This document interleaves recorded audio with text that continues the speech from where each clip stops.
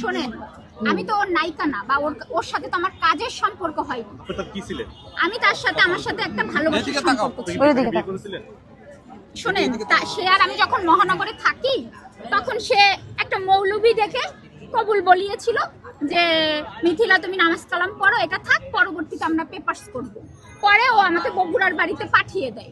এটা জাস্ট ওর একটা মানে অভিনয় ছিল, মানে নাটক সিনেমার মতো। কি চাও, একটা কবুল বলেছি, হাজবেন্ড ওয়াইফ বলে সে আমার সঙ্গে লিভিং এ ছিল।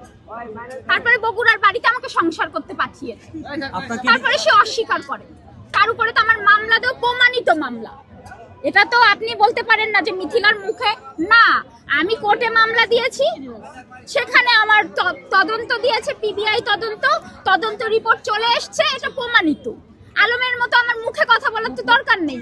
আমি আপনাকে যতই বলি যে হ্যাঁ আমার বাচ্চা, আপনি কিভাবে বিশ্বাস করবেন? আমার তো একটা রিপোর্ট দিতে হবে, তাই না?